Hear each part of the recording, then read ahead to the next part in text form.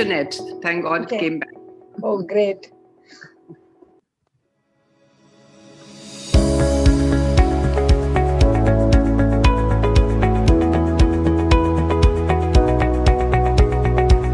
So we're going to play Lucy's pre-recorded message to start with, and that will set the context of the panel discussion, and then we'll take on from there.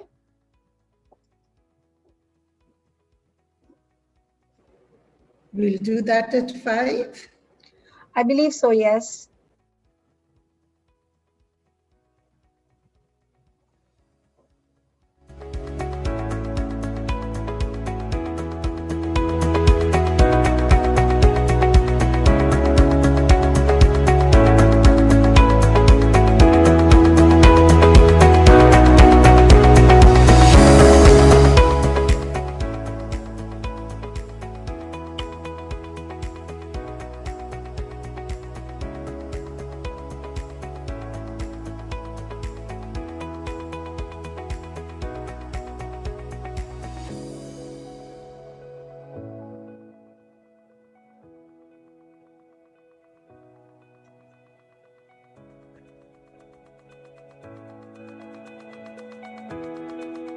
This beep.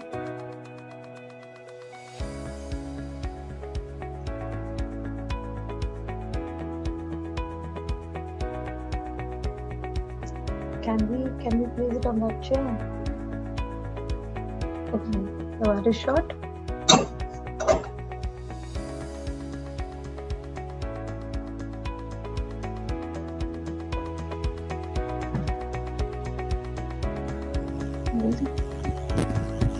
Ma'am, Vani here.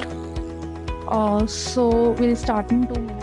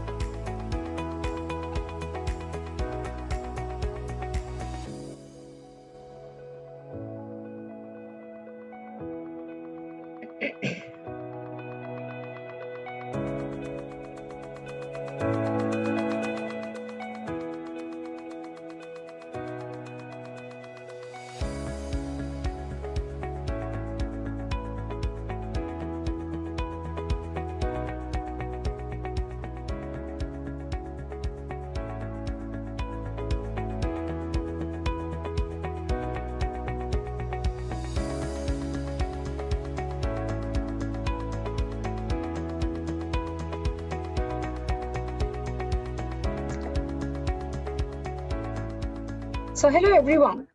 After the fantastic launch of the Delhi Education Conference 2021 last evening, we are here again with the next segment in which we would like to hear and know and get an insight into how to get children ready for formal schooling.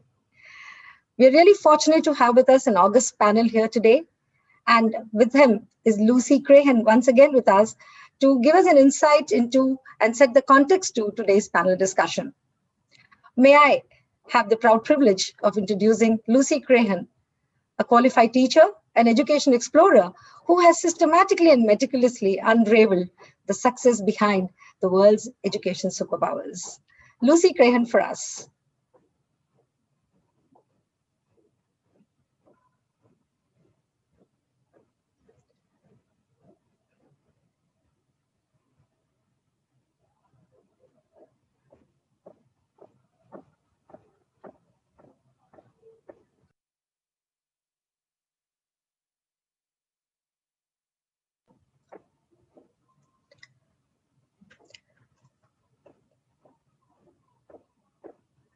Lucy Crahan has so rightly said that no education system can become top performing if we just concentrate on a minority and taking them to high levels of education.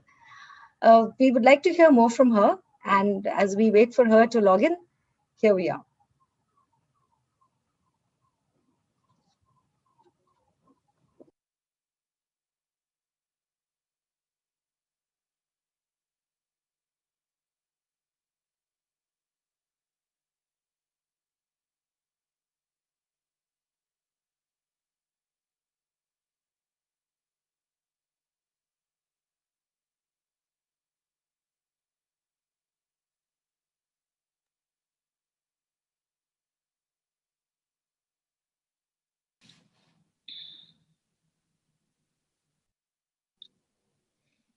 Good afternoon. My name is Lucy Crahan, and I've been asked by the conference team to outline the first of my 5 principles underlying top performing and equitable education systems. So these are principles that I came up with in my research for my book, Cleverlands. And the idea of coming up with principles is that there aren't really policies that work everywhere. Education policies are quite culturally specific. Some will work in one place, whereas they won't in another. Whereas principles, I think, there are some principles that do underlie top performing education system approaches. The things which each of these systems had in common, despite their very different cultural contexts. So this ranges, for example, from Canada to Finland to Shanghai in China. Now, the first of these principles is to get children ready for formal schooling. And what I mean by that is a number of things. So first of all, I noticed that the top performing systems that I visited didn't start school. They didn't have compulsory schooling until age 6 or age 7. And that was later than I was expecting. In my own country, in England, we start children in school at age 4 or age 5. And I know that across India, it varies across region and across states, but some children are starting school quite a bit younger than age 6 or age 7.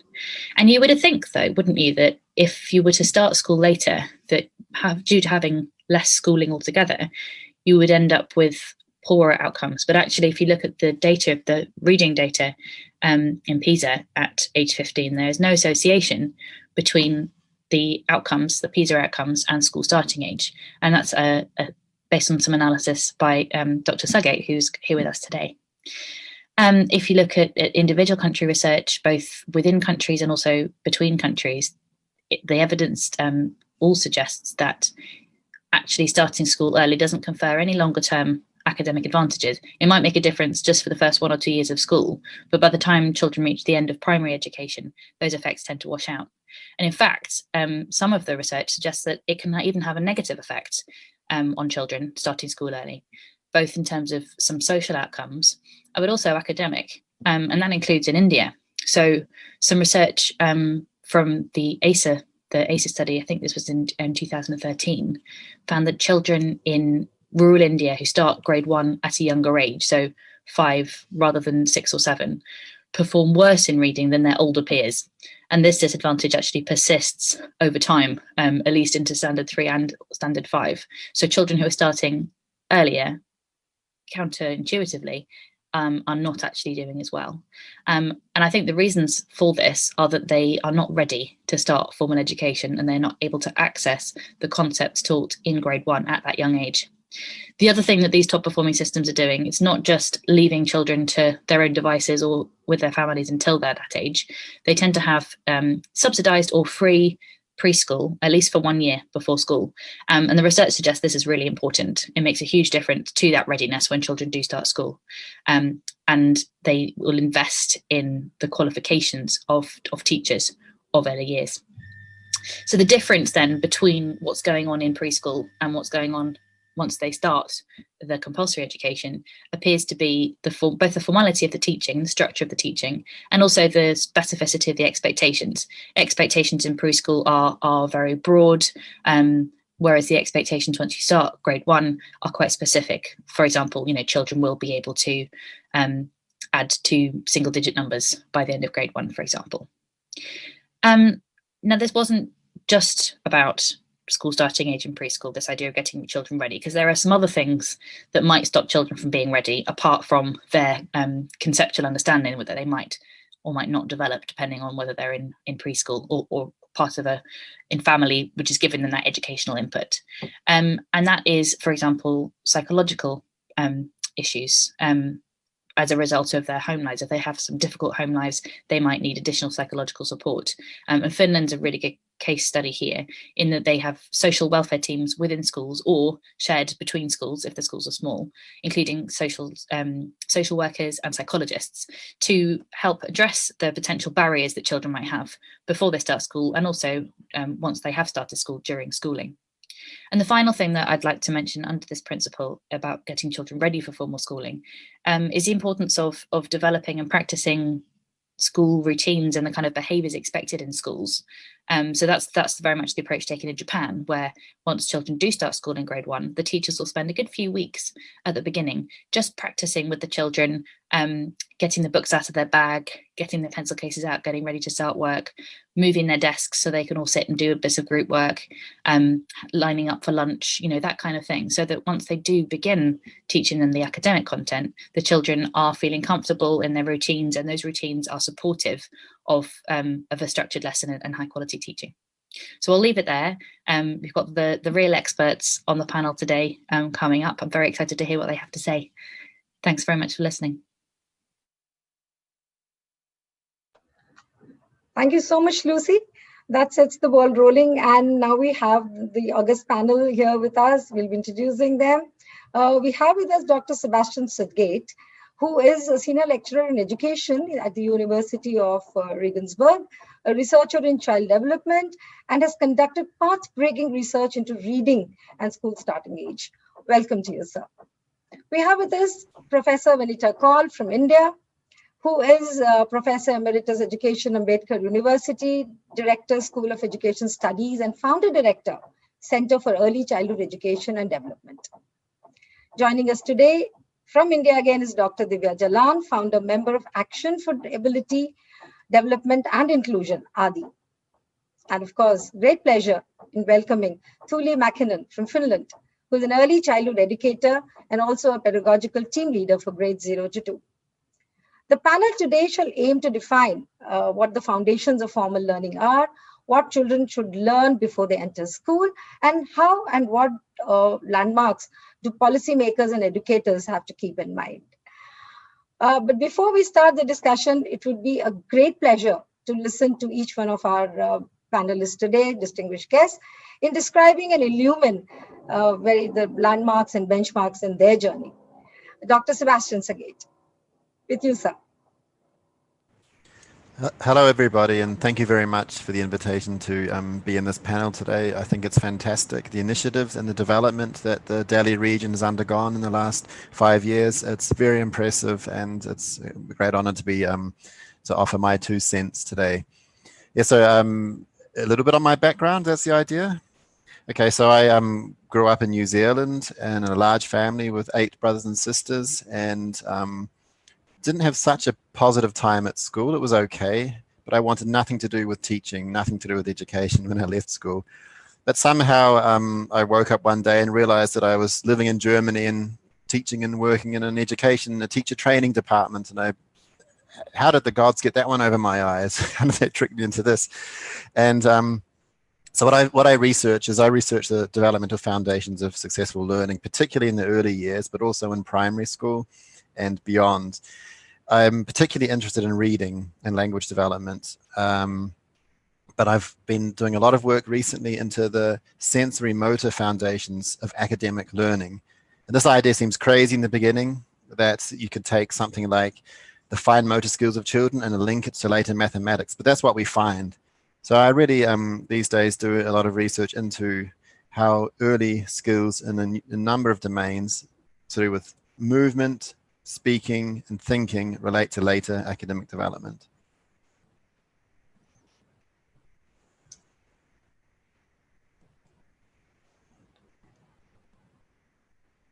So I think you're still on mute, Ms. Ali. Yeah. Dr. Divya Jalan, your journey for us. Thank you. Thank you very much. So my engagement with education actually started when I entered college to do an undergrad degree in Kolkata University. And I was amongst the first students who studied education as a discipline. And it was amazing. I mean, that we had teacher training colleges, of course, but when people ask me what am I studying, and I would say education, and they would say, yeah, education, of course, education, but what subject? And you know, nobody understood education as a separate area of discipline. And even today, the Premier College of Kolkata, the Presidency College, does not offer psychology or education as areas of study. So this was something which was very new at that time, and of course offered only in 2 girls-only colleges. So that's where I started. And my formal education kind of continued over in decades, in intervals of decades, and took very long. So my next opportunity came 10 years later when I had an opportunity to go to the Institute of Education at London University. And I did what in those days was called DIP in PH, Diploma in Physical Handicap. It's difficult even to say it quite like this in today's context, but that's what it was called. And then I wanted to do Masters in Special Ed, which the university didn't have at that stage. They were going to start at next stage. By then I had worked a fair number of years with children with disabilities and saw the special ed part of education is really is minimized if we have good quality of education anyway. So good quality of education was something that was also interesting to do.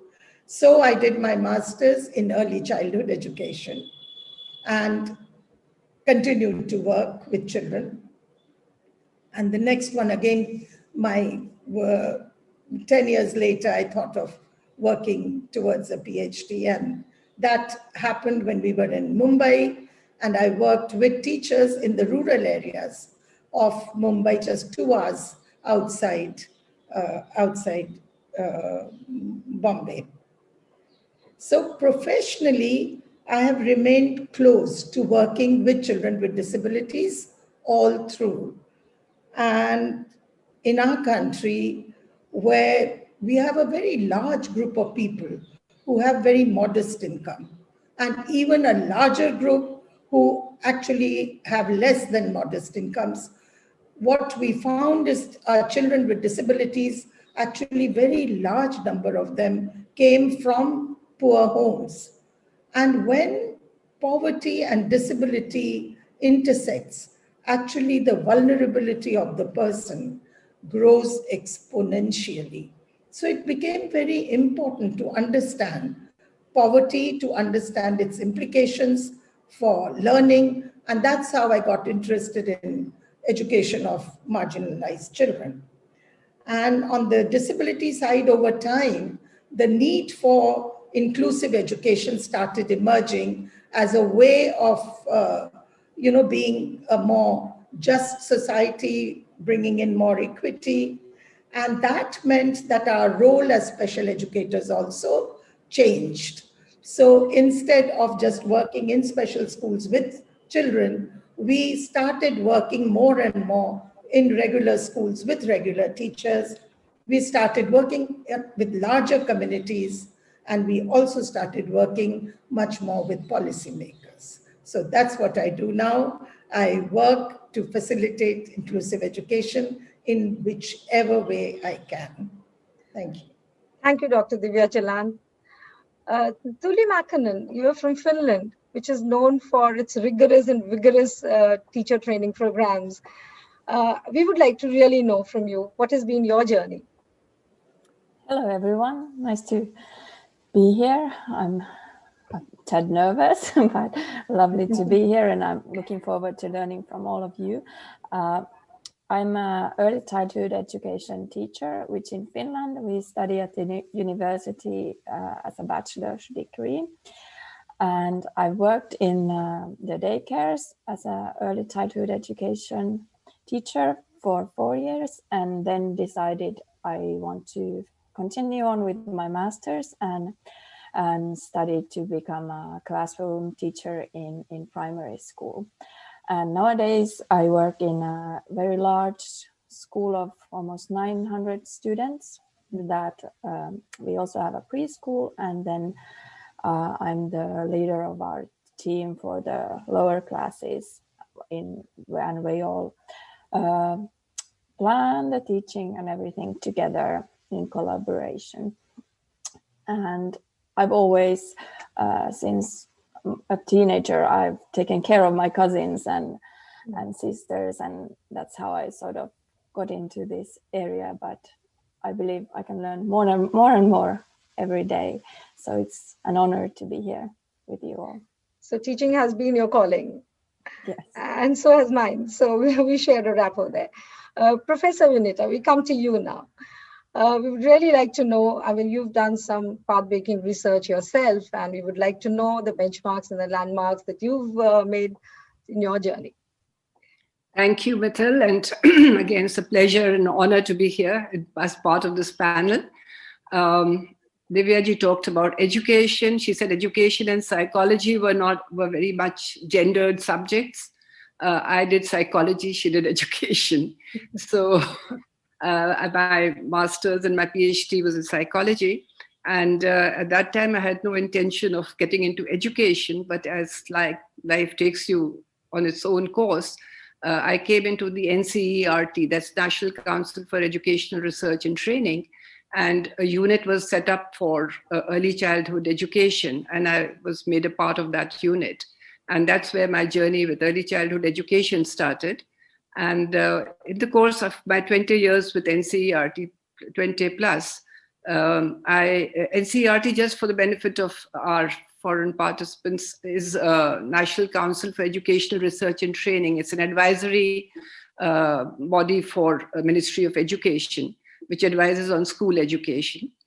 So I did, in the course of my stay there in NCERT, I had an opportunity for 2 years to work with a nursery school. And that kind of clinched it for me. And that my passion for early childhood education started from then. And after that, I was with the World Bank for about 10 years as a senior education specialist, in the course of which I did some research in early childhood education, but my work was more with school education, with Sarv Shiksha Abhiyan and major programs in early childhood, in primary education and elementary education. And subsequently, I moved into Ambedkar University in 2010 and set up the Center for Early Childhood Education and Development there because of my passion continued. And that was primarily a research center for policy level research. And I'm very happy to say that one of the major longitudinal research studies in India that has been done in this area of early childhood and its impact on primary education was done there in CSED from 2011 to 2017, along with Asar Center. We collaborated. And the findings of that study have actually fed into the new education policy of 2020. So that has been really a very major thrill for me. Yes. You're mute. Sorry.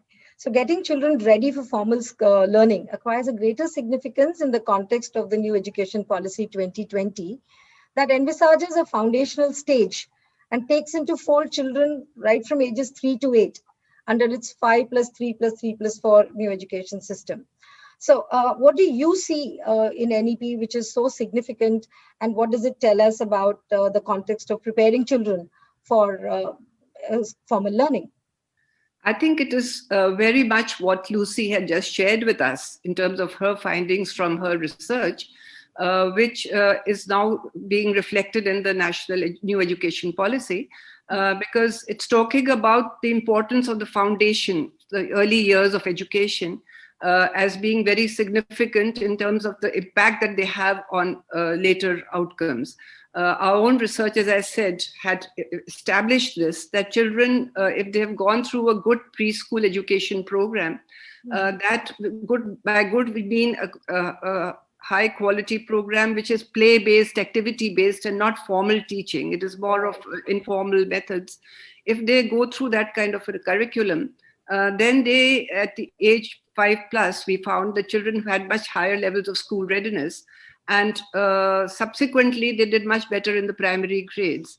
And if so that was one finding that sort of fed into the national education policy, where they for the first time they've integrated early childhood education into school education, and drawn out this foundational stage from 3 to 8 years.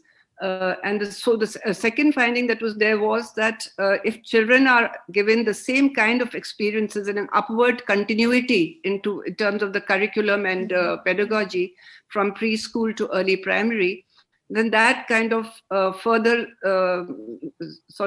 strengthens the foundation of the children and has a much more sustainable impact, because children all the way up to grade 3, they did much better if they had that kind of a play-based, activity-based foundation.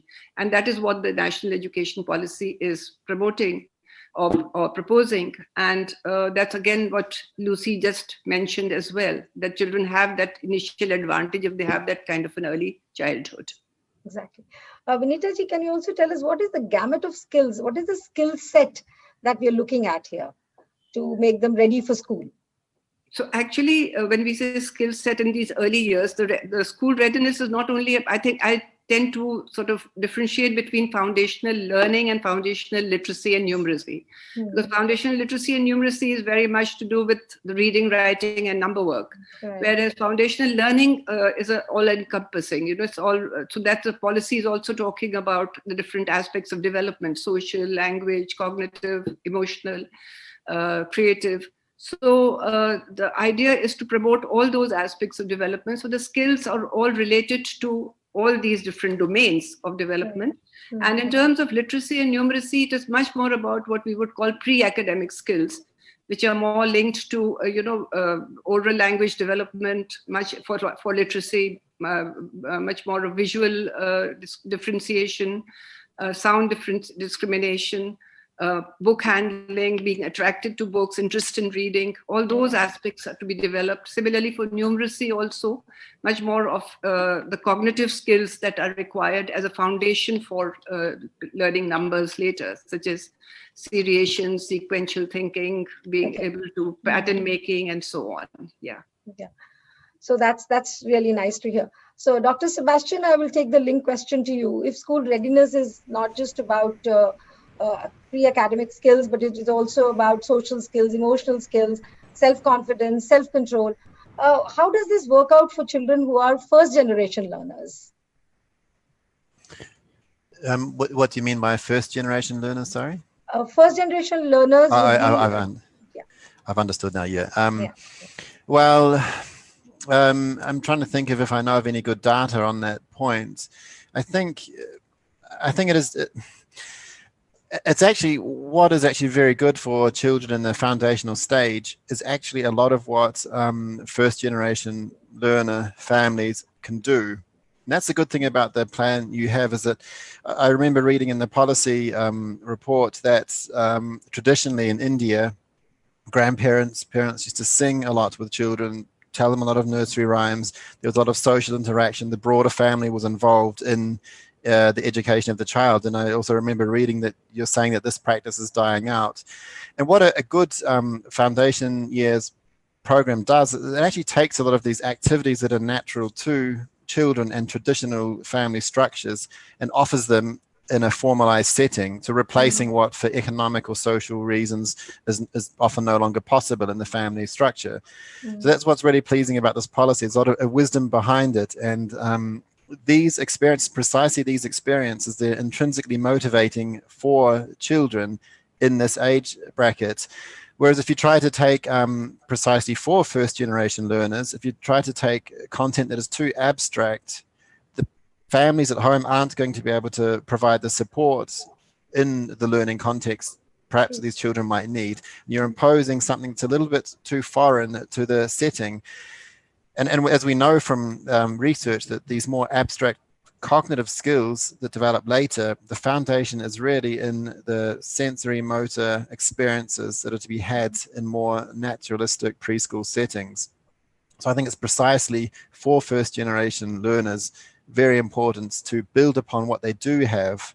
And this could, of course, later on when it comes to concrete academic content that might be quite difficult, that parents might not have at a higher level of education, different support systems would be needed, but it's a very good foundation, very good way to start. Thank you so much. At this point, Dr. Divya Jalan, we are also concerned about children with special needs. Now, inclusion is a little less understood concept as a matter of educational conviction. But at the same time, we in Delhi also have done a lot of, I would say we've taken a great step inwards into making inclusion integrated part of our education system. Why is it so, and what do you think we can do to make our classrooms inclusive right from the beginning? How do we take it forward? Thank you. Yes, I think it is true that we have taken a great leap towards inclusive education in our country. But to understand inclusion, I think it's very important to see it as a process. And it's a process with many shades. So we can start from wherever we are. It's not an either or. It's not like school admission, you are either in or out. It is a journey where you can start with more and more and more of activities that can lead to more inclusion. So let me try and explain that a little bit more. The way I like to look at it, inclusion is actually as something where we need to follow certain principles, and what activities we put in place would vary. What structures we put in place would vary from school to school, from region to region, from country to country. But if I had to choose one principle, one guiding principle for inclusion, I would say it is maximize belonging and engagement and minimize exclusion. So maximize belonging and engagement for the child and minimize exclusion. So what does this mean in a school setting? What it means is we try and have children do things together. We try and have a child with special needs as a part of the larger group of children as much as possible. Of course, children would need to do some individual work. They would need to work in smaller groups. They would need to sometimes work in spaces outside the classroom. But as we strengthen our own capacities, as we put more and more systems in place, we would find that the possibility of inclusion becomes stronger and stronger. We have many more opportunities than to work towards inclusion. So if we look at the three basic steps for inclusion, as this was described in the inclusion framework of UNESCO, where they talk about presence, participation, and achievement. So presence is just the child being part of that school, physically present, and that with RTE, with the right to education, that path has been opened, and we have many more children with special needs in regular schools now in India. But we also have many children who are missing. We, in the last census, the number of children with disabilities in schools of Delhi was a little less than 1%. And the world over, the ratio of children with disabilities in any child population is between 4 to 6%. So if we have only 1% children in school, it means all the other children are actually outside school. So we haven't achieved presence of all children yet in schools. Once we have the presence, of course, we are talking about participation. So what does participation depend on? Participation depends on us managing to remove as many barriers as we can. So there are, of course, the physical infrastructure barrier, but more important than that is actually the barriers that come in because of curriculum design, because of the teacher-child ratio that we have in our schools, because of the pedagogy that we adopt, which is not varied enough, because of the learning outcomes that we put in the system, which are not seen as being on a continuum, but as definite things to be achieved every year. That does not take into account the child's space and the child's needs often. So participation is first on because of curriculum design. The participation also gets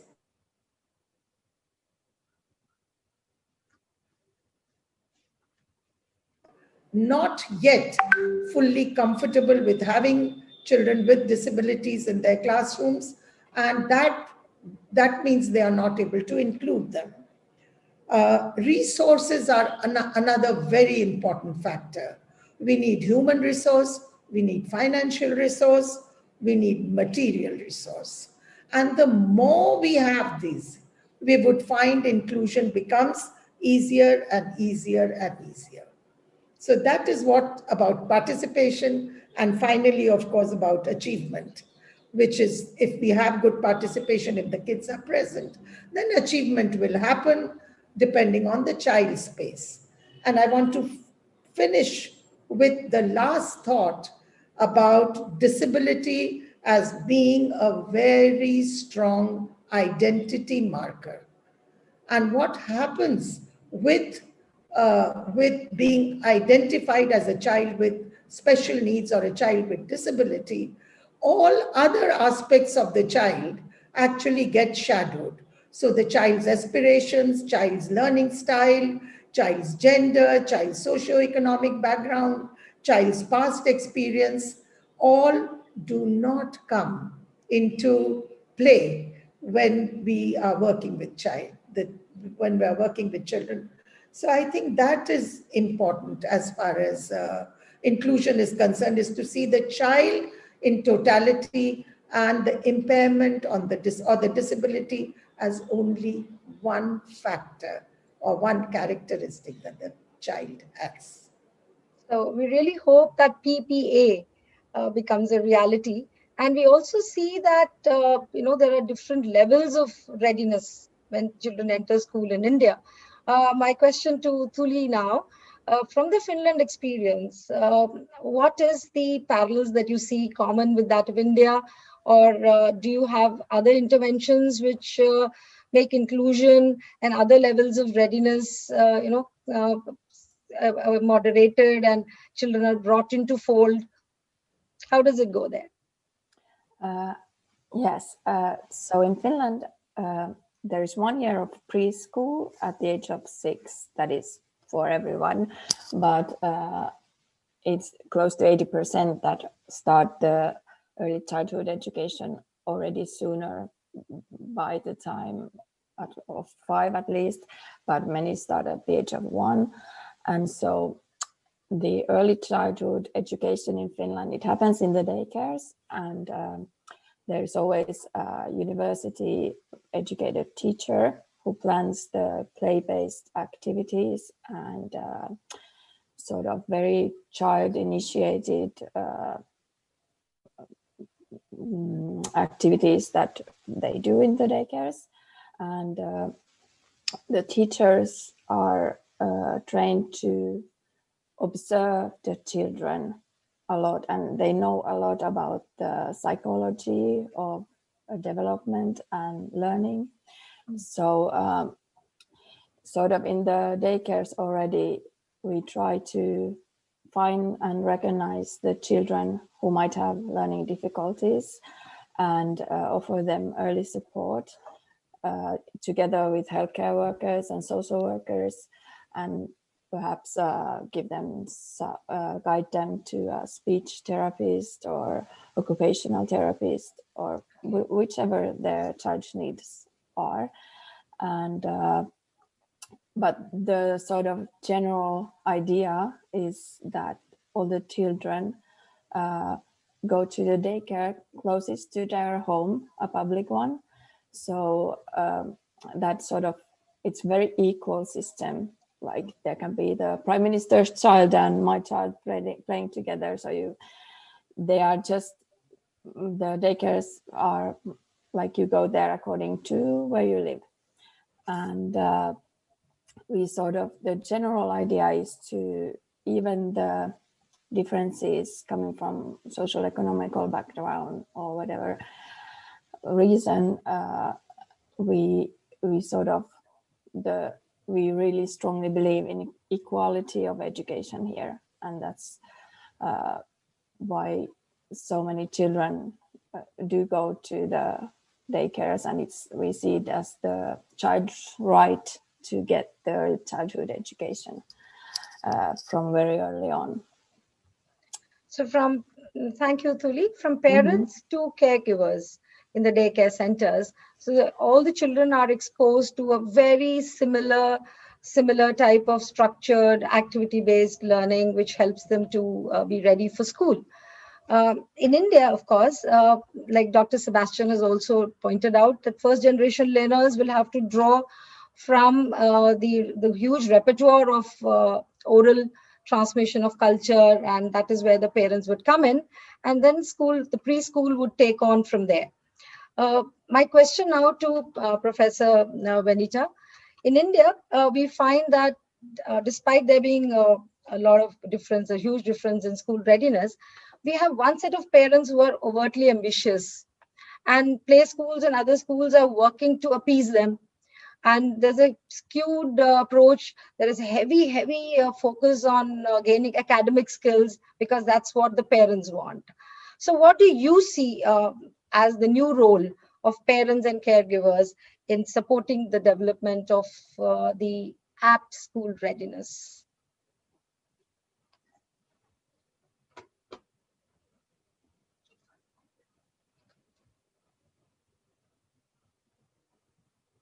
I'm not mute. Yeah. Sorry, I think I didn't unmute. I think it's a very important question that you have raised, because ultimately, I think the child spends more time with the parents and the family than any preschool or school.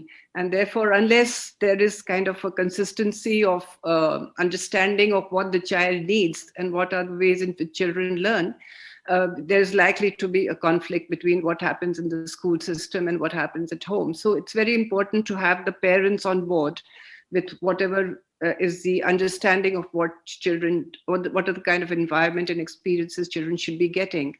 Actually, I think the COVID situation has really demonstrated very well how important parents are for children's learning and what a potential resource they can be.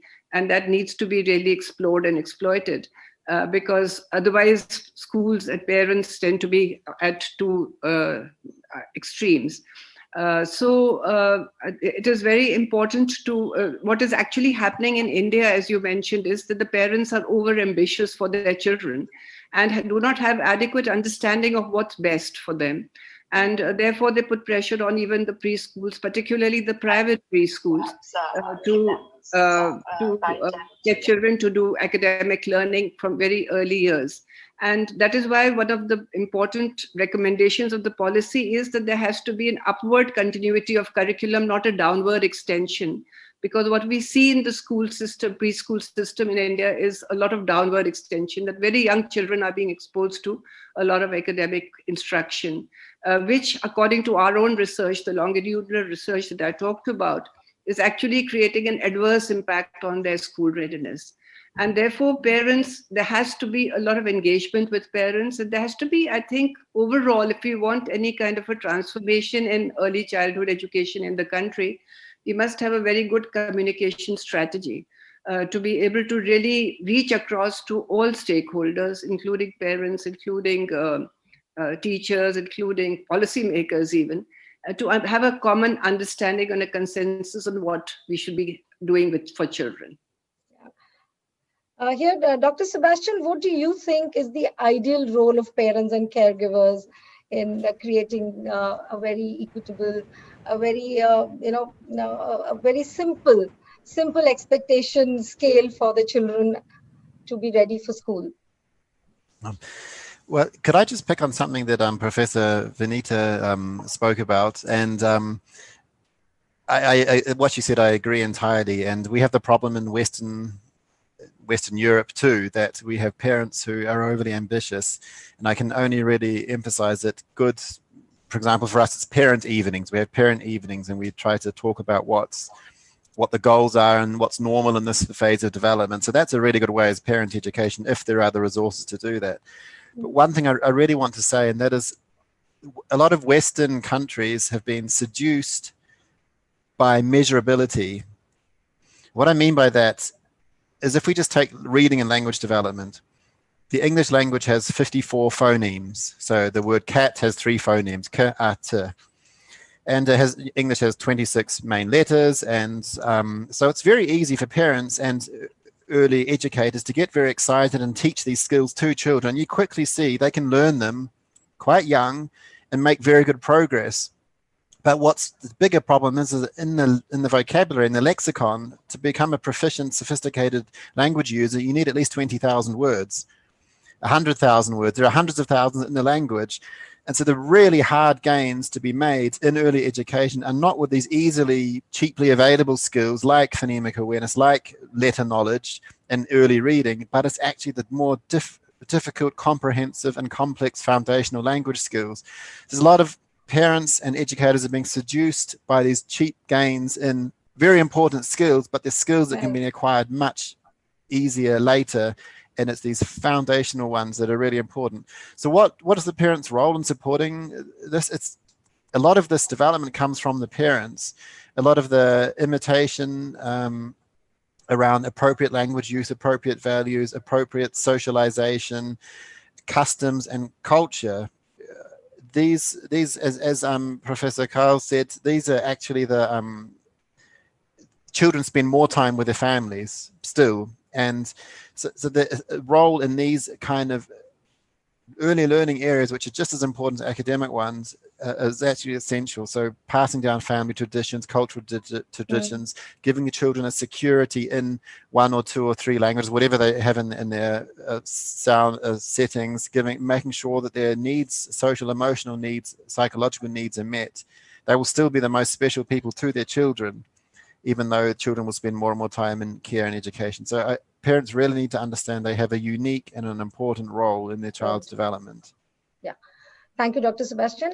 Dr. Divya, more often than not, we see that parents are in denial when it comes to children with special needs, and they really hesitate to approach for professional help or even reveal the child's learning disabilities when they come to school. So what do you think should be the ideal role for parents and caregivers when we are handling children with special needs? See, the early years are a period of sometimes of great trauma for the parents. When the child in the earlier years is diagnosed with a disability, and the parents are actually often distressed, and also a lot of services are actually not available in our country where they could easily take their child. So what we find happens with parents is actually there's a great lack of information. Parents need information about their child, about the condition that the child has, and what can be done. When I remember when we started ADI, the All India Institute of Medical Sciences, parents were told that there's nothing that can be done for the child because medically, actually, there is nothing that can be done for the child. And once we started collaborating with hospitals like AIIMS, it was clear that a lot can be done in the non-medical area. And that information itself to get to the parents is very important. Parents need support because a lot of the things that the parents are used to being around the children and that they would pick up naturally may not happen in the case of this child. They need time. They need a little time to figure out things for themselves, and they need acceptance. So I think parents need at this stage a lot of support, and as they are looking for what is best for their child in whatever understanding they have, we need to work with that and move towards what we know as being the best thing for the child. So I think the things are changing a little bit. I think parents are becoming more aware as services are available to parents. They are demanding, they are looking for inclusive schools, they are looking for best practices. And I think a meaningful partnership with parents, especially when there is a child with special needs, becomes even more important than it is with any other children, both to support the parent as well as to help the child.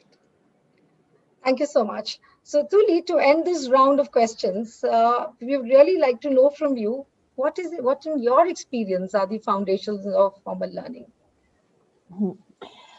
Yes, like I said, in Finland, in early childhood education, it's all very play-based, and we use the activities initiated by children. But what we are really learning is the social skills, cognitive skills, and like we are teaching the learning abilities, routines, and using a lot of like nursery rhymes.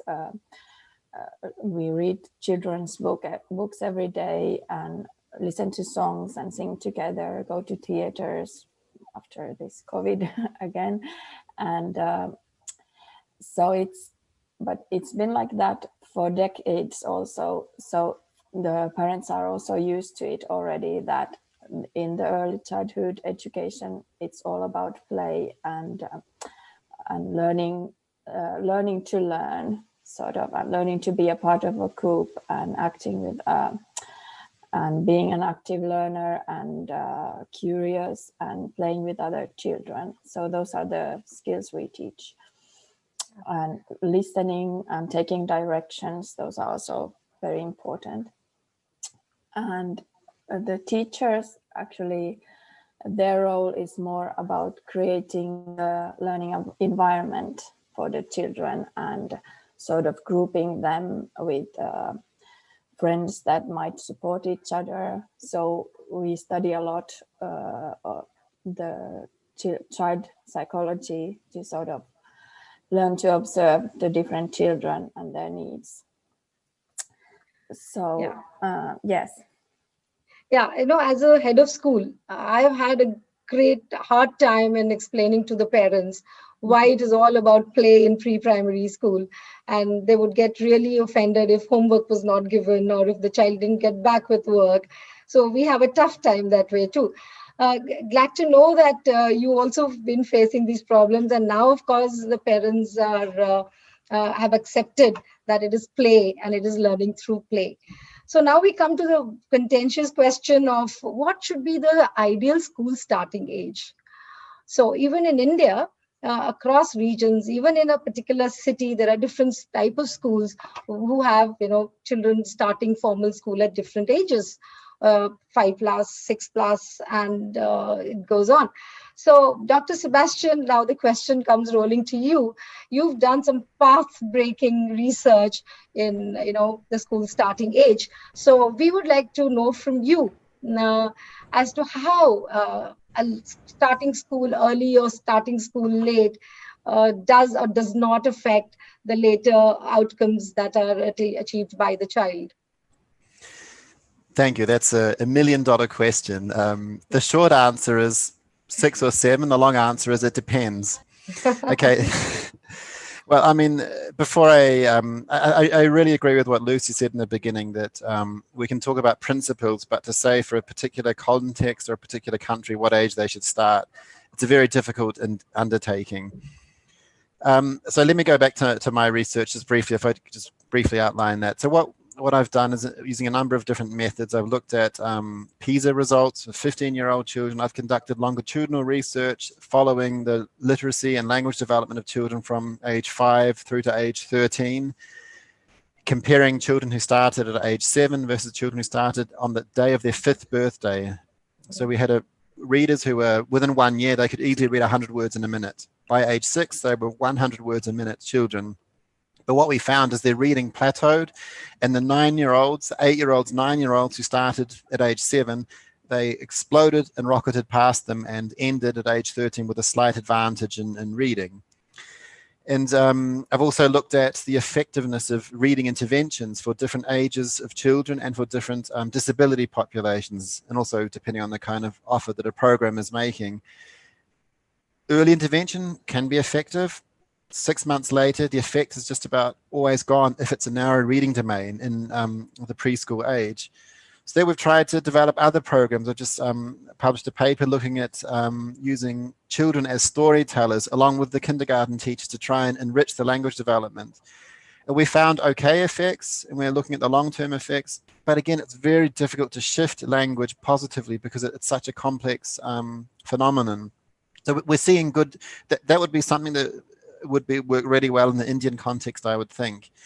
Now, to bring this back to school starting age, we do know that if children are put under pressure, or if they grow up in families where academic skills are valued very early, that children might be growing up in an environment that has a more extrinsic focus, and the intrinsic value that these children feel and the intrinsic motivation that they will develop for later learning seems to be negative. So it's really important that the starting age is set in this context. What's happening prior to school? What kind of environments are they in? If they're in an environment where there's very little stimulation, where it's dangerous, where they might be exposed to parents with drug or alcohol problems, like in some quarters in America, for example, then it is better that they're out of that environment in a comprehensive early childhood education program. If the program has the kind of inspired backgrounds like what you've been talking about for India and what we're hearing from Finland, then 1 to 2 years, 3 years of this kind of program is fantastic. And then I would say formal schooling can wait until they're about age 7, give or take a little bit. Mm-hmm. But if they come into school, and then what happens like in Germany, which is you have rows of children being talked at from by the teachers, if that is your idea of formal schooling, then it could possibly be a little bit later. So we need to have this transition from preschool to early childhood, or preschool, early childhood to school needs to be a smooth one and a sensible one that takes, it capitalizes on children's natural ability to explore, to socially interact, and to develop their physical bodies and the senses as well. So it really depends on the context. It's too early in some places like England, New Zealand, in my opinion. And if the environment is bad, then we need to really look at a good early education program, and then it could comfortably be 6 or 7, as long as the early education program is good. Thank you, Dr. Sebastian. So, I mean, taking it on to Thuli, in Finland, you're late starters. Your child goes to formal school at the age of 7. And yet you've had high rates of achievement in the PISA. So what do you see the success due to, and how have you been able to manage it? Yeah. Yeah, we start school at 7, but almost every child goes to preschool at least 1 year, and most of them at least 2 years. And I think we firmly believe that at the age of 7, the majority of children are ready. They have the motivation. They are interested in learning. Learning to read and write and calculate, but first they have already been given the important social skills and emotional and all that support in the preschool. So we believe that it's the right age. We've had it like that for at least 50 years, and we've seen that that's when most children really are sort of ready and motivated and do well in school when they start at 7. So that's what we've learned here. Yeah, thank you.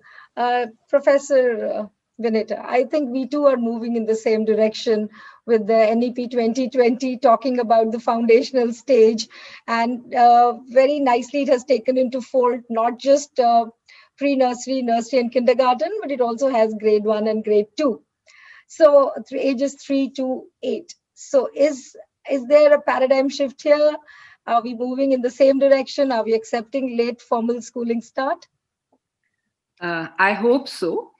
Because there's a lot of gap between policy and practice. But I hope that the policy will get translated into practice in our country. Perhaps but even if you see from our own policy level perspective, we have the Right to Education Act, which came in 2009, which clearly said that the age for class 1 would be 6+, so 6 to 14. That is where the elementary education becomes a compulsory or a right of every child. So it was supposed to start at 6, but since it's a state subject or a concurrent subject, so most states in India have started at 5+. And as Dr. Sebastian said, that it also depends very much on the kind of the context from where the children are. And in many cases, it was also believed that, children are do not get the kind of stimulation necessary for them to really succeed in school. So that's better for them to come into the school system. But unfortunately, the preschool education part was not there in the school system. And therefore, they came directly into class 1 at the age of 5+. And our own longitudinal research that I had mentioned earlier also very clearly said that age was an advantage for children's learning. It was a significant factor. And we've seen programs where children who were coming later, they were able to do much better. So I certainly hope that now there will be, with the new policy, if it gets implemented in the right spirit, then at least till class 2, so from 3 to 8 years, and they're talking about almost up to 9 years, there would be this foundational stage which would largely focus on a pedagogy which would be much more play-based, activity-based and child-centered, and then have a smooth transition into the formal learning. That would be really ideal, and I hope we will be able to live that dream, yes. Yeah. Thank you, Professor. Dr. Divya Jalan, would this late start help our differently abled children? So I think it would depend on, as Dr. Sagita said, and as Professor Kaul was also saying, it would depend. In Finland, it's of course already preschool, good preschool education is already established. I think it would depend on what experiences do children have in preschool, whether children with special needs have access to good preschools, whether teachers there know how to develop the same skills as are needed, the foundational skills that are needed for other children. So I think one of the issues that I wanted to bring up was that although we put all children with disabilities as under one umbrella, as one group, actually it's an extremely heterogeneous group with different disabilities, with different impairments. Children actually have different needs and different experiences. So I think if we have good pedagogy practiced in schools, then the transition can be smooth, and it will certainly help children to have longer time to establish the foundational skills. But there, the big question is, would the kids have access to preschools or not? Thank you, Dr. Divya here. So we are looking at an ideal system where there is a very strong preschool environment with parents and caregivers contributing as much as the teaching in preschool being very play-based and activity-based. And when the children enter formal school, the school too is ready for them, as the school readiness is there. Looking at the way we are approaching this entire educational new system that we're looking at, and there is another very important aspect that we are despaired about at times, is about the reading skills. So we find huge gaps in reading abilities when children come in grade 3 and 4 and 5, and it continues maybe throughout their learning in school. So Dr. Sebastian, the question is now to you. You have really done a lot of research into pre-reading and reading skills. What do you think are the pre-reading skills, and how do you think, what is the best way to achieve them? Well, it depends a little bit on the language, but in alphabetic languages, the explicit pre-reading skills are classically knowledge of the code, knowledge of the code to sound structure, and fluency with the code. But that's really only one strand. The other strand is this complex language development, which is vocabulary, phonology, the sounds of the language. It's the grammar or the syntax. It's the pragmatic use of that language. And what we're finding is that there's no quick fix. If the children don't have the foundations in language, they can have a reading disability that is caused by the lack of language foundation. There's a small section of children who have a reading disability even though their language is good. And for these children, a specific support in, sometimes it's phonemic awareness, sometimes it's help with fluency, can be really helpful for their reading development. But what I suspect is going on is that with a lot of these reading disabilities, this large range in reading experience that we have, that it's due in part to underlying language exposure or problems with language. I suspect that that's a big cause, and secondly, poverty. So if we take the first PISA study, I think it was 2000, the first country was, or maybe the one before that, 97, I think it was. Number 1 ranked country was Finland. Number 2 ranked country was my country, New Zealand. But New Zealand had a very large gap, a large range, like what you're talking about with India, between the high achievers and the low achievers. And the reason for that was because New Zealand has a lot of immigration, whereas Finland at that time didn't have a lot of immigration. And what we saw was that there were a lot of children coming from families where they weren't getting much reading and language and academic support.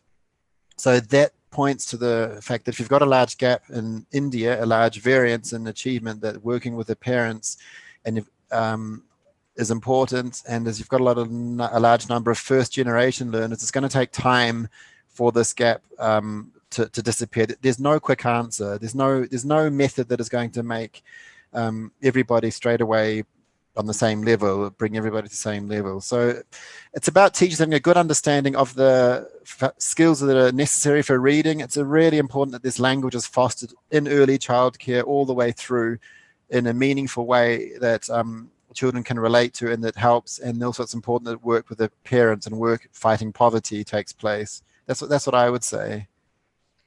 Yeah, thank you, Dr. Sebastian. And I think a lot of our listeners are waiting to ask you questions. We can take a few questions at this moment. Please raise your hands.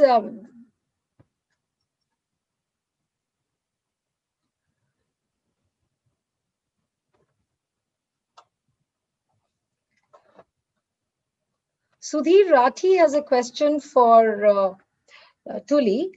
How do you conduct assessments in early years? Is it very structured, and do teachers' observation play a great role? Yes, that's exactly how it is. It's teacher observation, but we do create a learning plan for each child in the early years, and it's very holistic, like there is how the child sleeps, eats, and all that, but also how he interacts with others, and how is his language developing, and all this.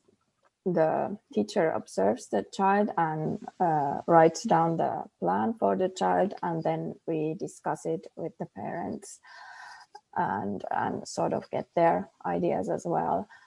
So it's very individual, like we get to know all the individual students. And one thing that has been really sort of at the background for at least 10 years is positive education. So we always start from the child's character strengths and sort of build on them. Like what do they know already, and what are they interested in? And that's how we start building their goals, individual goals for everyone. Thank you, Tuli. There's another question. Rashmi has raised her hand. Please switch on your video, Rashmi.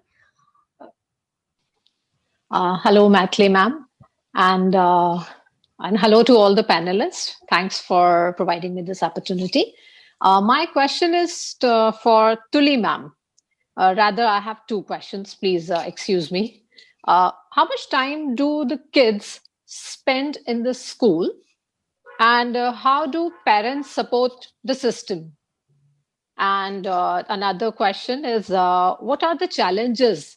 No, as a teacher, I can empathize with you, but what are the challenges faced by the teacher in the classroom in respect to the students you are teaching? And what kind of support is provided by the school in that respect? Thanks, ma'am.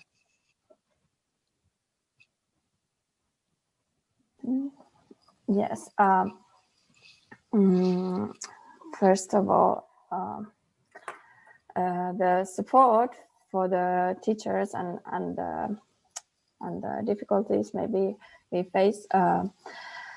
So I think one thing that is sort of helping us is that we have in early childhood educator, there is one grown-up for 7 children, and then in school there's only one teacher and 25 children. So that's sort of the student teacher ratio.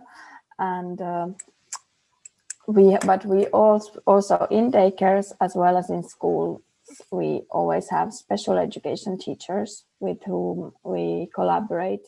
So if I have children with learning disabilities, I would consult the special education teacher, and she can help me, give me advice what to do with the child, and also come and talk with me to the parents, and sort of we work as a team to sort of explain to the parents why we are doing what we are doing and all that. And in the classrooms, I think more and more what we are struggling with is very restless children and sort of the behavioral problems. I think we are trained more to deal with the problems of learning, like reading and writing and that. We are educated to help with that, but the education, the behavioral problems are the ones that we need more help, and that's why we are starting to hire the social workers to schools and all this. I hope I answered your questions. Yeah, and how much time do the kids spend in school? Yes, that was the first one.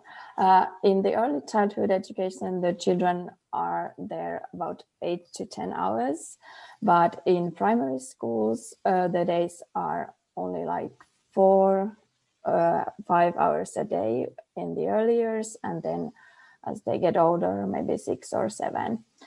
So, but the first 2 years, all the schools provide daycare after the school hours, so the children can stay in the school and have different activities, but that's not the teachers anymore who are working in the daycare in the afternoon. So the teachers teach approximately 24 hours a week. Thank you, Tuli. Thank you, Rashmi, for your questions. Rajpal Singh, Dr. Rajpal Singh, I see your hands raised. Please switch on your video.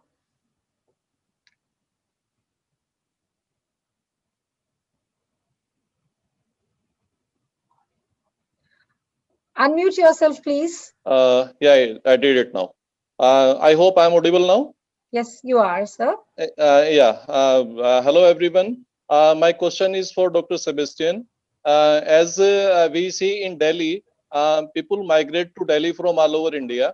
And in India, we have a very multilingual population. So in our classroom, it happens specifically in case of early childhood education, that children are from different language background are there in class. So in one classroom, it may happen very frequently that children are having, from their family background, they are having 5 or 6 different languages, those who are spoken at their home. So in that situation, what could be on part of school, what could be an effective way to dealing with the language aspect of the children in that case? And another one is, on part of school, what could be the effective ways to involve parents and community in early childhood education, specifically when you are dealing with the children of disadvantaged group of society? Two very, very good and very, very difficult questions. Regarding the language question, it's really important that the parents speak the languages they know best with the children. There's an idea that they should speak the mother language of the region, only the mother tongue, but that's been discredited. It's if you need to be authentic in your language interactions with children, so they need to do that. So parents should speak the languages they know best. 5 or 6, this is quite an incredible number. I am only familiar with research looking at 2 other languages plus the mother tongue, really, and we're talking, and I know that it's incredible. It just blows my mind to think what might be going on. It's important that I think it's important that schools then have kind of a main language, or possibly 2. I had no schools that have 2. I think you can't have everything in life. I don't think you can have 5 languages to the same extent you can have, to the same depth you can have 1 language. I know this sounds a little bit unfashionable, but my children grow up bilingually, and I see the nuances that they get in German. They started, their English is getting a little bit Germanic at times, a little bit funny sometimes. They just don't have, you have a home vocabulary, an academic vocabulary, and a home vocabulary, and it's very difficult to develop both simultaneously. But that's no problem because the foundation is being laid. So I think it's important that a school has decides on the language they're going to offer, but find ways to introduce other cultures, or perhaps festivals or songs, or so that these other children also feel welcome. But in terms of language development, it's really important that people speak the language they best know. And your second question was about how parents of low disadvantaged families can be more involved in education.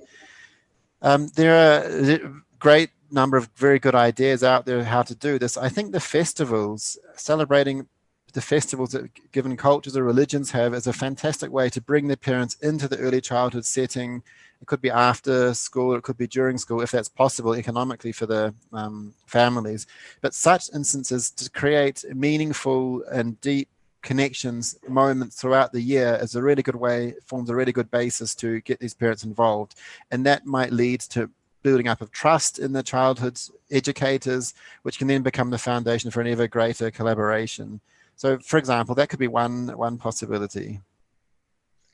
Thank you, Dr. Sebastian. I will reach out to Professor Vanita Kaul.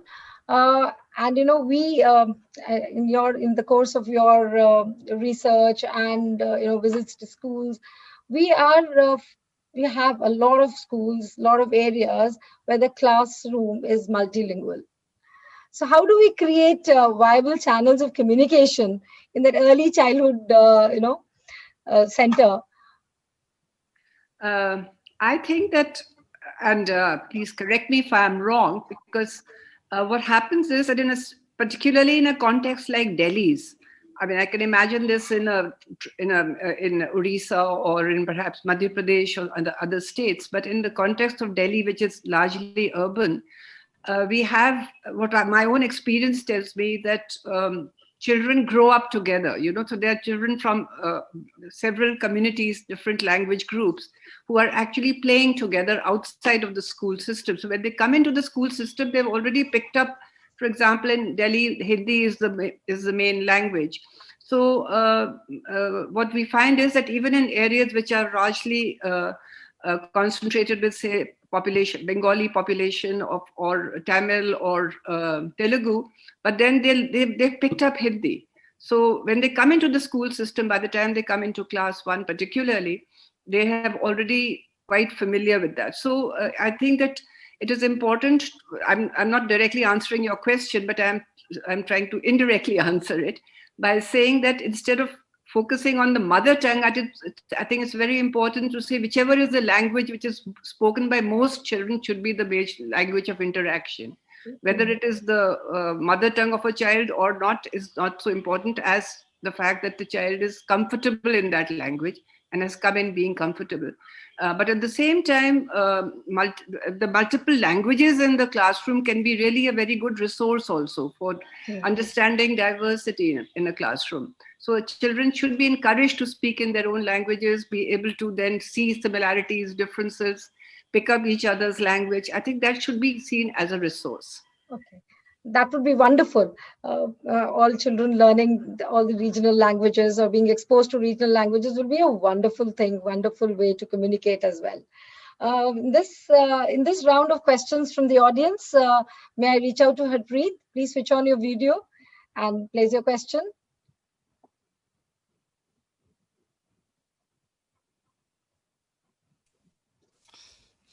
Yeah, good evening to all the eminent panelists. I am Harpreet Nalva. I'm Master's in Education. My question today is, what is the role of, the major role of the parents in child's foundational learning? The question is open for any panelist can answer.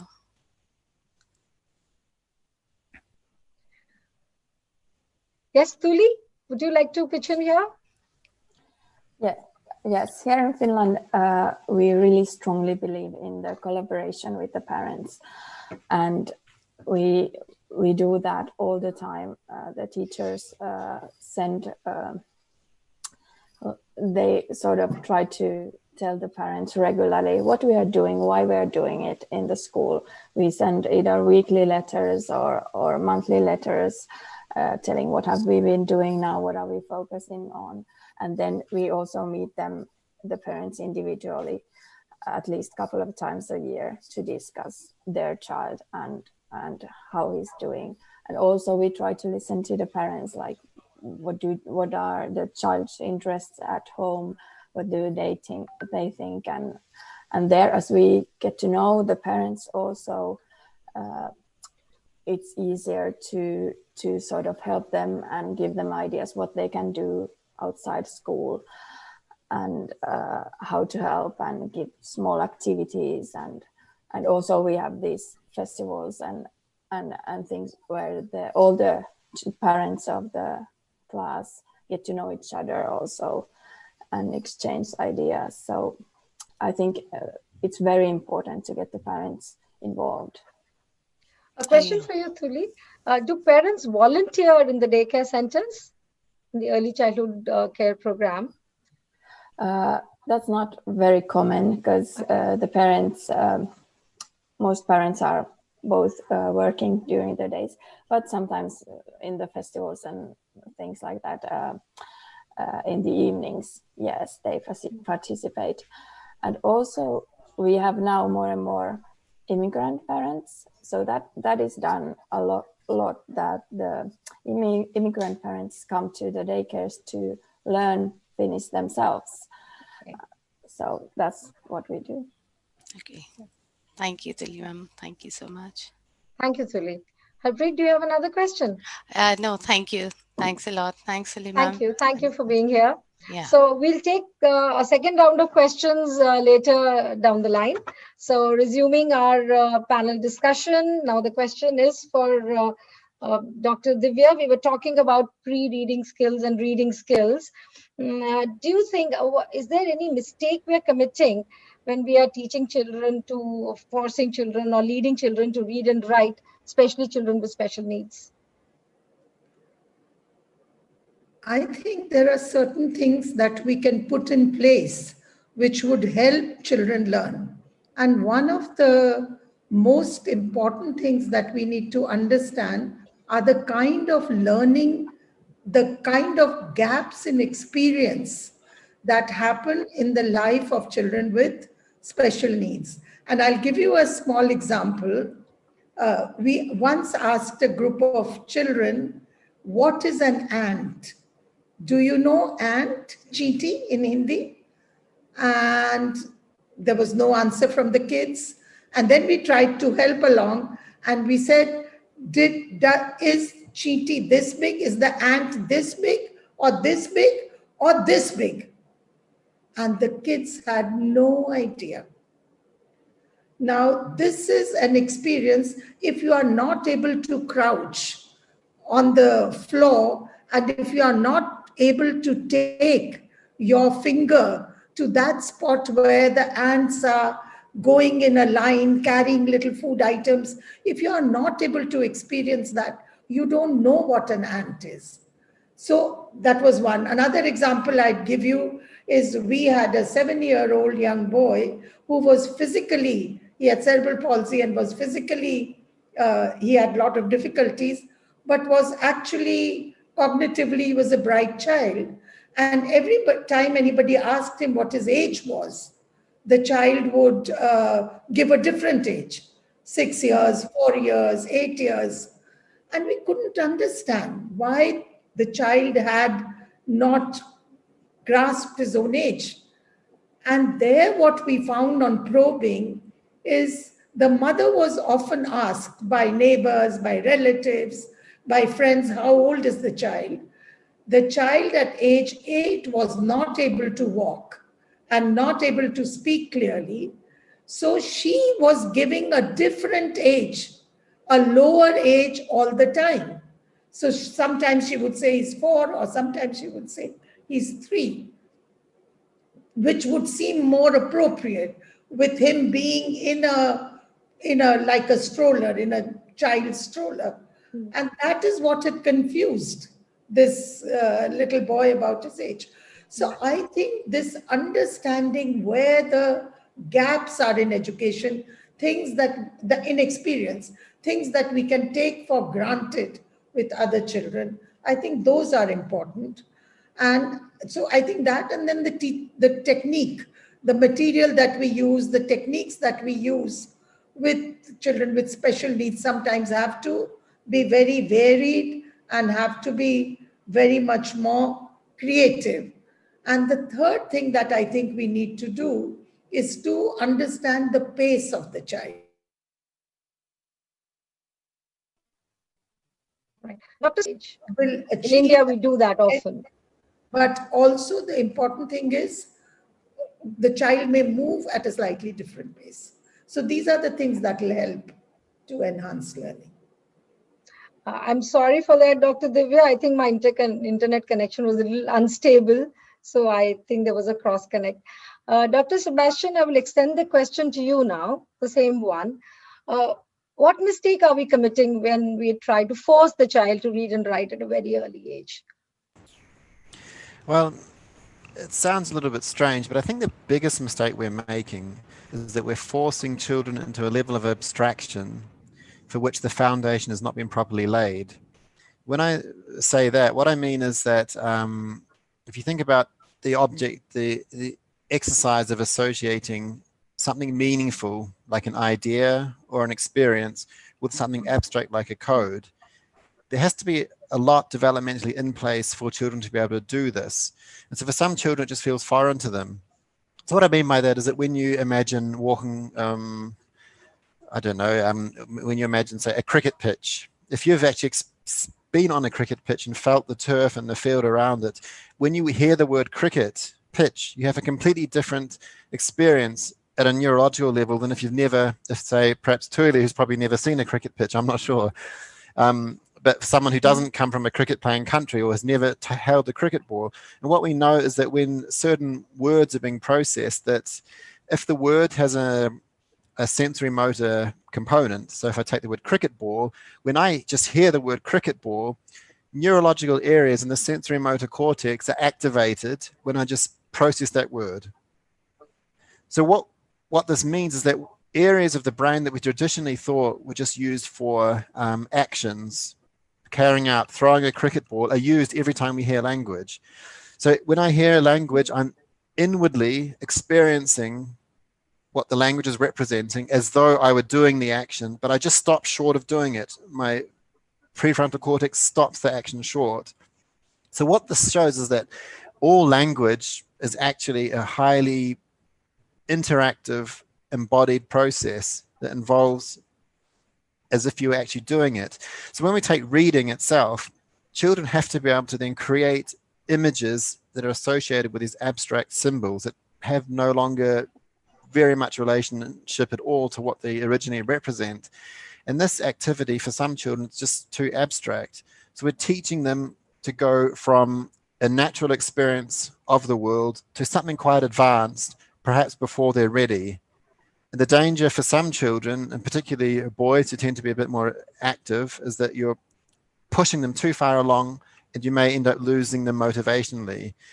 The second thing is that we could possibly be wasting precious time that could be used for building up the language development or other broader unconstrained skills.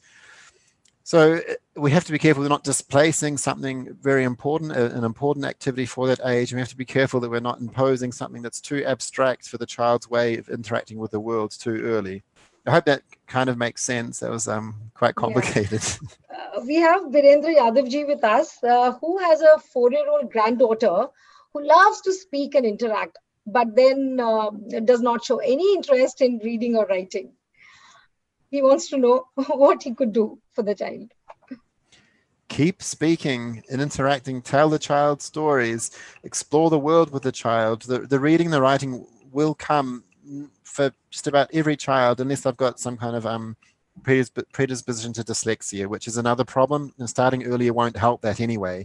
Yeah. Keep these rich interactions with the child going, and that's the best thing you can do to support their later literacy at this stage. Thank you so much. So here we come to the next level of understanding, and that is training. So we need to know from Tuli what has training meant for her, what has she learned during that process, and what did she find when she started teaching, whether if she could, she found practical implication for the things that she had learned during her training. Tuli, for you. Yes. Yes, so here in Finland, all the early childhood educators study at the university, and I had to attempt 2 times to enter the university before I was admitted.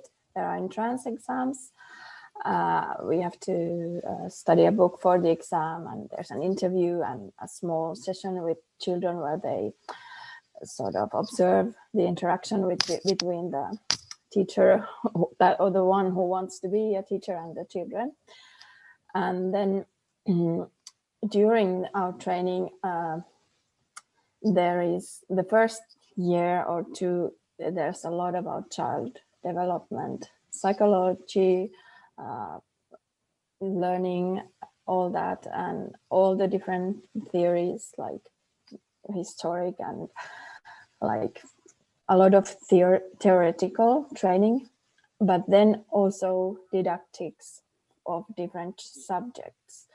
And that is where we learn the play-based education, like how to teach mathematical thinking and what are the sort of plays and what can we do, how do we organize the environment for children to learn mathematical abilities. And then we have at least 4 practical periods where we actually go to the daycares to first observe the children and then also plan and teach ourselves.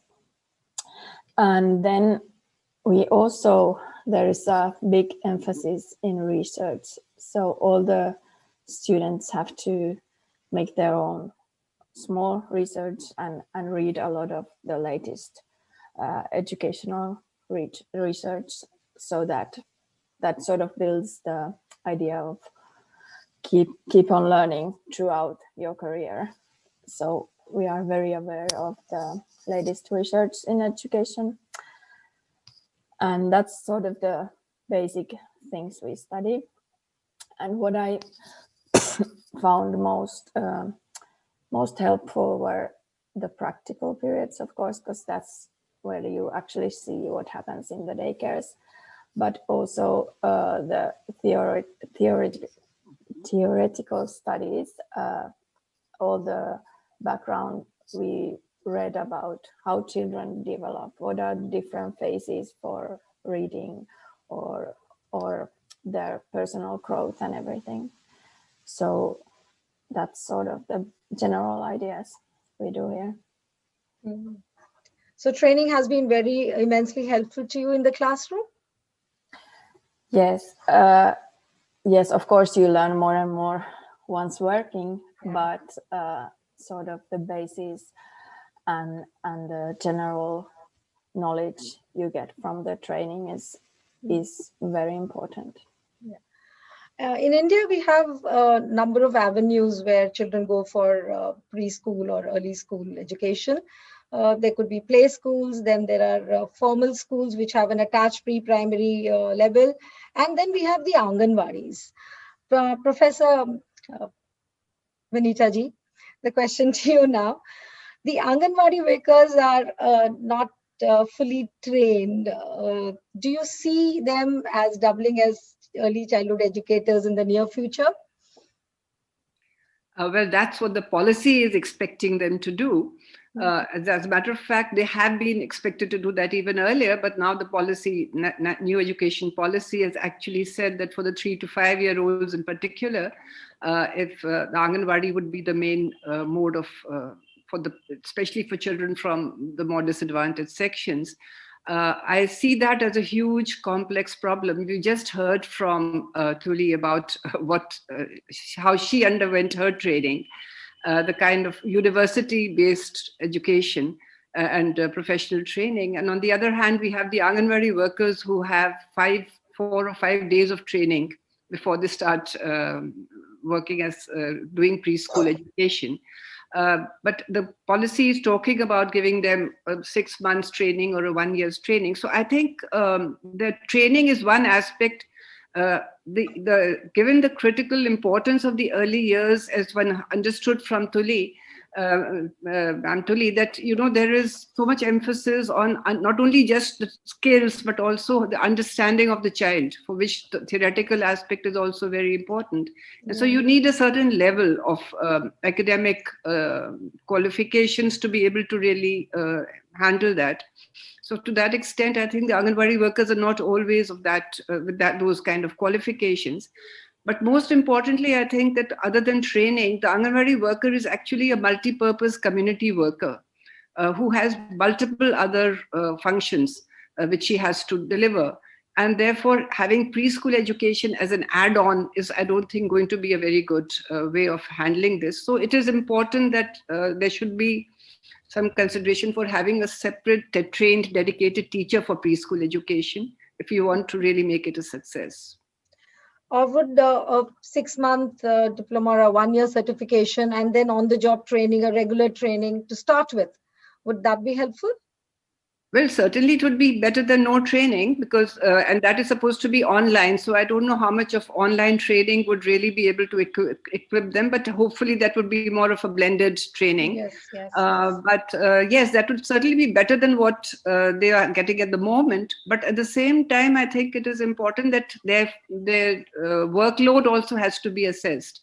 And they have to be given adequate time and adequate opportunity to be able to really plan and do a good preschool education program, which is not possible with their multiple responsibilities. Right. And so therefore, it's important to have a separate teacher or a Anganwadi worker, you can call whichever, who is actually going to be trained and will be able to really deliver the right, good quality preschool education. Preschool education, yes. Okay. Thank you so much for that, Professor Vinita. There's a question from Atuba, a special education teacher. The question for you, Dr. Divya Jalan. She's a special education teacher in a Delhi government school. She wants to know what preparations we need to make for a child with special needs in school when we welcome the child to school. Okay, so that's a useful question to ask, because I've been thinking about school readiness also, to work with children with special needs children within the school. So I think that the understanding of the teacher is one of the first important areas to work on. So a special educator teacher would work with all the teachers to see how they understand including the child within their classroom as an important objective. I think the schools would definitely need a lot of resources to cater to the accommodations that the child might need. So if we think of the children being from different kind of, coming in from different kind of impairments, we would need the infrastructure to be such that all their needs can be met. So children who are physically limited, we would need mobility aids, we would need toilets which are organized for their need. Children who may come with visual impairment, we would need much more oral work, and we would need the infrastructure again organized where they can move around freely. So I think school preparation in terms of teachers, and I'm not even talking here about curriculum, I'm not even talking here about those kind of adjustments that we are going to need. But definitely at the school level, I think the sensitization of all the children, sensitization of all the parents would also be a very important factor. So thank you for that, Divyaji. Now a question for Dr. Sebastian. Children follow different trajectories to reading, to learning how to read and how to master reading. What plans or what interventions need to be put in place when children lag behind their peers in the same classroom? Again, what's really important here is a good idea of what's going on, a good observation and a good diagnosis of what the reason is why the children are lagging behind. It could be the simplest reason is a lack of practice. Maybe they're not practicing at home. Maybe the work with the parents is problematic. It could be that there's something more serious, like an underlying language processing or an underlying phonological or processing, or it could be that something else is going on. It could be a learning deficit, an ADHD type problem. We really have to look very carefully as to what's going on to get an idea. It could be motivational. It really depends on what the problem is. A lot of beginning reading problems can be successfully addressed by a good systematic instruction in teaching children the basics of the language and finding a way to do this that relates to them. And so it really depends on the problem. Okay, that is, Renu Gupta has a question for you, Dr. Sebastian. She wants to know what is the appropriate age to inculcate reading skills in children? It's a bit of an individual thing. It depends on why the children wants to read or doesn't want to read. So children are imitative by nature. So if there's a lot of reading going on in the environment, they'll probably want to pick up a book and read. And so, I mean, I've experienced this with my own children, that sometimes they are doing this out of an imitative drive, and they're not actually really interested in learning to read. It's just sort of something that comes and passes. Yeah. And some parents jump on this and then start to formalize, and that is to make the learning to read boring for the child sometimes. And so you've got to be careful you don't put the child off. But yeah, and it depends on motivation too. Like some children are reading because they're pulling themselves back from social interactions with other children. So you have to make sure that it's actually the energy might not be to be directed somewhere else. But most children will happily and quite quickly learn to read around age 7 if the infrastructure is there, the language infrastructure is there. Some a little bit earlier, some a little bit later. But if everything else is healthy, it's no problem. Around 7 is a good rough rule of thumb. Of course, it can be a little bit earlier, a little bit later. Depends on the individual child and the family context. So the child initially listens to a lot of reading happening, parents reading out, grandparents reading out, or the storytellings. So triggering the curiosity of the child to finally pick up the book and wanting to know what is there in the book. That's so right. that might also differ from child to child. And some children pick up reading earlier, and some children take a very long time to pick up a book on their own to read. So that's right. Yeah, sorry. Yeah, no, I'm done. Yeah, okay, and just one, in a couple of experiments we've conducted, we've actually told children stories in different settings where we've read from a book, or if the person has told them a story out of their, that they've memorized, or out of their imagination. And what we found is that the language development of the children in terms of vocabulary was greater if the kindergarten teacher or the experimenter was telling a story that they'd learned. So because children are so highly imitative, if it's something you love, then a child will, in early childhood and early years of life, will love it too. So I really think that these cultures that haven't lost their oral traditions have a massive advantage. It's really something that can be used. We've lost a lot of that in the West, but so for example, Maori children in New Zealand, this is the indigenous people of New Zealand, in some families there's still this living culture, and what has been found in research is that these children then develop better oral narrative abilities. And so this is, if you have stories, if you have legends, fairy tales, then tell them. Reading them's great. If you don't know them off by heart, that's better than nothing. It's also very good, but the power of a well-told story, if you can make stories up too, if you have a bit of an interest or a knack for it, and children they absolutely love these. And this is such a good foundation for learning, curiosity, imaginative development. So can we say this, that in the early years that we should let the child be, let the child pick up what the child wants to, lead him that way, and not force the child in any one direction. So, but again, the outcomes that we have specified for the child in the early years could range from, physical and emotional development, social development, along with some pre-academic skills. My question now to Professor Vinita Kaul again, what concrete steps or what guidelines should policymakers look at, educators look at, so that we achieve all these learning outcomes, prepare children for school, and even the formal school takes them on to a very, fulfilling teaching, learning, and become achievers in later ages. Yes, I think it sounds like a real dream the way you're describing it.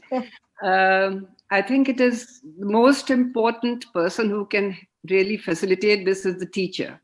So I think the most significant investment that a state perhaps should make is in preparation of teachers and supporting teachers, giving them an enabling environment, which means giving them good salaries, that's what one has seen from Lucy's book also across those countries, that the teachers are really given a place of prestige. They are given all kinds of support, and the Delhi government has been doing that a lot also, apparently, from the report that we heard yesterday. So I think the teacher is the most significant factor who needs to be invested in by appropriate training, appropriate qualifications, appropriate understanding of the child and the child's development, and also of the curriculum. As Tuli had just talked about in Finland, how they have a very comprehensive training program. Along with that, I think it is important for, especially if we're talking about the new education policy, where we are talking about the seamless transition into primary, to have a curriculum which is starting from age 3 to age 8. Because especially for teachers, it's always handy to have something to guide them. And unless they are extremely well qualified and well trained, they will not be able to think of it themselves completely. So I think that framework is very necessary. So there has to be some curriculum, which is not just for preschool separately and primary separately, but all the way from 3 to 8 years. I think that is very important. Also, I think there's need to have some kind of minimum quality standards, not only for teachers, but also from the point of view of infrastructure, the pupil-teacher ratio, and all other facilities. And especially since in India, we have a very large private sector, which is really growing exponentially now in terms of especially early childhood education facilities and even school education. I think there's some need to have some kind of a regulatory system. At the moment, the sector is completely unregulated. But a regulatory system which is more of an enabling, not just an enforcing system. So with a lot of support for the private schools to be able to really, go into an accreditation kind of a mode and be able to have enough support to be able to really improve upon their quality as they move along. So not a kind of a inspectorial system, but a more of an enabling regulatory system. I think that would be very important. And also, I think because parents need to be engaged with a lot, as we've been talking about. So there has to be some kind of maybe television programs, radio programs, use of all kinds of media to be able to reach out to parents with how this early years are so important and what they can do in order to not only support the school system, but also support their own children, So I think it has to be a very comprehensive approach that is required. Thank you so much, Professor Vinita ji. Akanksha Tyagi, I can see your hand raised. Please switch on your video. Thank you so much, ma'am. Switch on your video, Akanksha. Yeah. Thank you so much. So good evening, Divya ma'am and all the panelists. My question to Divya ma'am, actually, ma'am, actually I have 4 to 5 questions for you, but I'll limit 4 to. My first question is for you, that in our school system, mostly children with disability enrolled at the age of 10 to 15 years. And they directly enroll to their age appropriate class. At this condition, as an educator, what should we do? We should go for their foundational skills, or we should go for their age appropriate skills. Number 1. And second question is that how justified it is to promote children with disability to next level, whether he or she is having foundational skills or not, and what else we can do for them. Okay, so I will take the first question, which is we have children who are 10 years old and have come to school for the first time. They have had no preschool education. They've not been to school until now. And I think that is a huge problem. Obviously, these are children who, not only children with special needs, but often we have children who are non-disabled children, and they have also come into school at a late stage. So for all these children, we certainly need to build their foundational skills. but we need to do it at a different pace and use material which is more appropriate for their age. So if we are going to teach them reading, the kind of books that we are going to use is more appropriate for a 10-year-old child rather than for a 6-year-old or a 7-year-old, or in pre-areas. The stories we are going to tell them, the reading material that we are going to use is going to be much more appropriate. But definitely we will need to work on some of those foundational skills before they can actually come into formal reading and writing. But it will not take 6 years to do that, because they would have already acquired some of the skills, which are the social emotional skills, some language, some communication they would have already acquired. So it will have to be designed like that. Thank you, Dr. Divya. Ajay Kumar also wants to ask a question. Ajay, could you please switch on your video?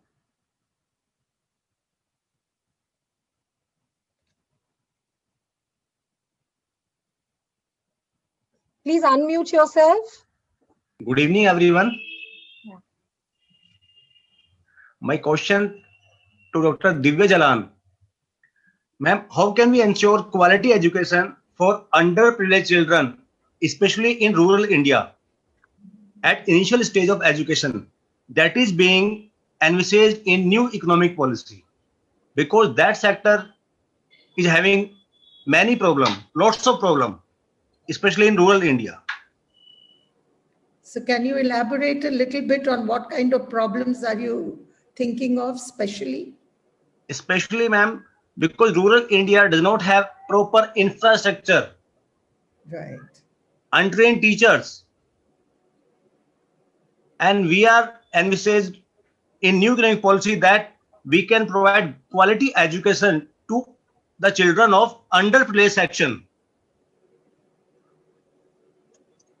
Right. So I can only talk from experience, and I have been involved in a program that is being run by an NGO in the rural districts of Alwar. In the rural parts, they run schools, and I think what they are doing there is they are working a lot with the communities. So their whole foundation of schooling is very community based. So parents are involved. The school infrastructure is important. I think in order, I don't know if you are talking about schools which are not recognized schools, because today for schools to be recognized, they do need to have a certain basic infrastructure. They do need to have teachers who are trained. So if we are talking about those informal systems where people have just, used education as a business, have come into the field of education, not to actually promote education, not to teach children, but just to run a business, I think we have a real problem there. But if not, then within the rural infrastructure, I have seen some very successful programs of teaching children at a time when Asar was reporting that our class 5 children are not able to read or write at grade 2 level. Within this NGO, every single child of grade 2 level was able to read at grade 2 level. So I think teachers and school leadership has a lot to do with what kind of education programs we run anywhere, and definitely in our rural areas. Thank you, Dr. Divya. Shadab Ahmed, I see your hands raised. Could you please switch on your video and unmute yourself? Thank you, Maithili. Thank you, panel, for giving me an opportunity to ask the question. I hope I'm audible. since there was a lot of discussion around trainings, around policies, around how active participation could be done by various stakeholders. So I was thinking, how can communities play a stronger role in terms of development of early childhood, specifically when it is concerned with enhancing the motivation, developing the emotional health, and also the self-esteem of the child. My question is to Professor Vinita Kaul, ma'am, but anybody else can also choose to answer. Thank you. Yes, I think that's a very good question. Actually, it's said that it takes a village to bring up a child. So actually, it is the community's role is very, very important. A lot can be done by the community in terms of providing support. Especially with parenting. If you see parenting from the point, if you're seeing from the point of view of a child, parenting is also a very lonely activity very often for a mother who is just, given the total responsibility, a young mother who's got a young child. And that's where the community can come in as a very major way by having some kind of community groups, social, now we call them social groups, who come together, like young mothers coming together and sharing experiences. Even I was thinking in terms of, I've seen very good community programs for children with disabilities, where their parents or their mothers come together with the child, and they have a lot of sessions together for sharing of their experiences. So it's not just a question of learning from each other, but it's also a question of having social connections with each other, which is very, very empowering for the young mothers. But from the preschool or from the preschool education point of view, I would just give you a very first-hand experience at the moment that, what is happening is COVID has kept children out of the school system completely, including the young child. And the preschool years are very, very important from the point of view of socialization. So the children need to be able to be with other children at this time, and they're growing so fast. And COVID is still keeping them out of the opportunities that they could get. So I can tell you from my own experience in our own colony, where I'm staying in Delhi, some mothers have got together and they've started a center. They've got a teacher and they've started a center with the small children. And the children are just loving it, Mm-hmm. And I feel that, especially in a place like Delhi, where you have these RWAs, resident welfare associations, and you have these kind of colonies, a lot of them, and settlements, we should be encouraging those kind of initiatives for the little children, the younger children, who can be managed in much smaller groups and be able to be very close to the homes, close to the parents, and have a kind of a parents-sponsored programs where the teachers can come in and create these kind of early childhood settings for children. So parents, I think the community can do a lot. Yeah. Thank you, Professor Vinita Kaul. Thank you so much for that. We've been able to run through many facets of school readiness and early school education. One concluding question for all the panelists: what is the one piece of advice you would want to give the Honorable Education Minister of Delhi on the issue of school readiness and early childhood education? Can we start with Dr. Sebastian? One piece of advice. Well, I think what's becoming very important in the digital age is that children have primary experiences with their environment, primary experiences with what nature offers and what people offer, primary direct experiences. That is the main principle for early education for me. Thank you. Tuli? Can we have Tuli? Yes, here I am. I'd say I think it's very important to appreciate the teachers and the teacher training and really focus on that.